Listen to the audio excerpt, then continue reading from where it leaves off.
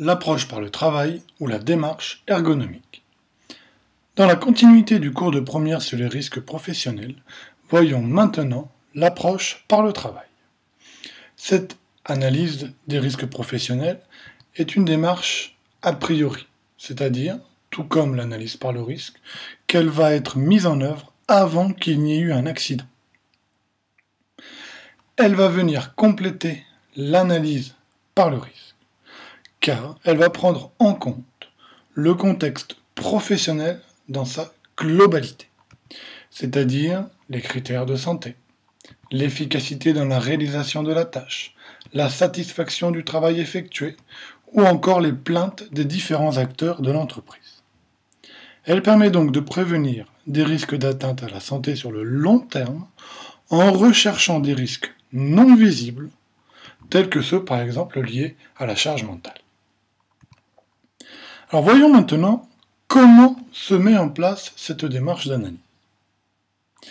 Nous allons utiliser ce que l'on appelle un schéma de compréhension que nous allons compléter tout au long de l'analyse. Cette analyse se déroule en 5 étapes. Première étape, nous allons identifier le problème ergonomique, puis analyser la situation de travail, formuler une hypothèse, valider cette hypothèse ou pas, et enfin, proposer des mesures de prévention. Voyons la première étape, l'identification du problème ergonomique. Généralement, l'approche par le travail est une analyse qui est effectuée sur demande de l'entreprise lorsqu'elle fait face, par exemple, à des incidents répétitifs, à des plaintes en grand nombre, ou encore à un taux d'absentéisme important. On commence alors par la réalisation d'un questionnaire, qui va permettre de recueillir les avis des salariés, mais aussi de l'employeur, sur les conditions de travail. Ce recueil permet ensuite de déterminer les effets de l'activité de travail sur les employés, effets sur l'opérateur, et sur l'entreprise. Ces effets pouvant être positifs ou négatifs. Une fois que cette première étape a été effectuée, nous passons à la deuxième étape qui est l'analyse de la situation de travail. On va alors observer le travail en lui-même et cela va nous permettre de différencier plusieurs types de données pour la suite de l'analyse. Quel va être le travail prescrit? Quel va être le travail réel des opérateurs? Alors qu'est-ce que le travail prescrit? Le travail prescrit correspond à ce que l'entreprise demande comme travail à l'opérateur en lui donnant des consignes qui peuvent être écrites ou orales. Le travail réel, quant à lui, va être ce que réalise vraiment l'opérateur. Ce travail réel comprend les tâches réelles, c'est-à-dire l'ensemble des actions du salarié à son poste, et les activités réelles, la façon dont le salarié va procéder pour réaliser la tâche, quelle posture il va adopter, quels vont être ses déplacements dans la zone de travail, quelles activités mentales et activités physiques il va mettre en place. Ces deux étapes sont très importantes, car elles permettent de déduire les différents facteurs qui influencent le travail réel. Ces facteurs sont appelés déterminants. On différencie alors les déterminants opérateurs, donc ça va être toutes les caractéristiques de l'opérateur qui vont influencer sa situation de travail, son âge, son sexe, son ancienneté, par exemple, et les déterminants entreprise, avec quel matériel nous allons travailler, quelle est l'ambiance de travail, quelles sont les relations entre les salariés, comment s'organise le travail au sein de l'entreprise. Une fois que ces deux étapes sont réalisées, le schéma de compréhension est rempli et nous allons pouvoir formuler une hypothèse.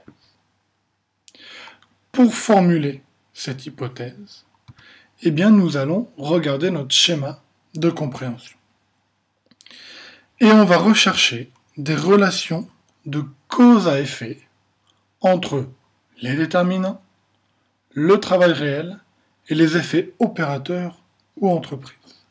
En effet, un déterminant va pousser un opérateur à travailler, donc effectuer un travail réel, d'une certaine façon, produisant des effets sur l'opérateur ou sur l'entreprise qui peuvent être positifs ou négatifs, et vice-versa.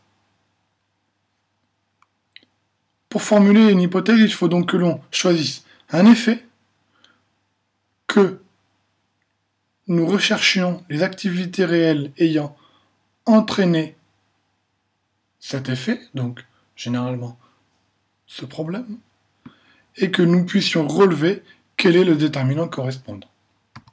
Nous formulerons donc l'hypothèse de cette manière. Il semble que tel ou tel déterminant ait amené l'opérateur à travailler de telle façon, donc quelle est son activité réelle, ce qui a entraîné tel ou tel effet sur l'opérateur ou sur l'entreprise. Une fois que nous avons formulé une hypothèse, il va falloir essayer de la valider, voir si cette hypothèse est la bonne. C'est donc la quatrième étape, où on va essayer de valider l'hypothèse ou pas. Pour cela, nous allons nous déplacer sur le lieu de travail et nous allons utiliser des outils qui vont permettre d'analyser le travail. Ces outils peuvent être des outils statistiques, des enquêtes, des questionnaires auprès des salariés, des analyses de posture, des chronogrammes ou encore des sonogrammes dans un atelier bruyant. Si nous validons l'hypothèse grâce à cette étude, nous pourrons passer tout de suite à l'étape numéro 5. Sinon, il faudra que nous reformulions une nouvelle hypothèse en étape 3. Donc si cette hypothèse est la bonne, dernière étape de l'approche par le travail, proposer des mesures de prévention. Un groupe de travail sera créé, celui-ci englobe l'employeur, les salariés et le service de santé au travail. Ce groupe de travail va mettre en place un plan d'action. Ce plan d'action contient les différentes préventions qui seront mises en place, en respectant la réglementation actuelle, en essayant d'envisager les coûts pour l'entreprise, les délais, en essayant de suivre la mise en œuvre et, dans un futur à plus ou moins long terme, voir comment cela se déroule.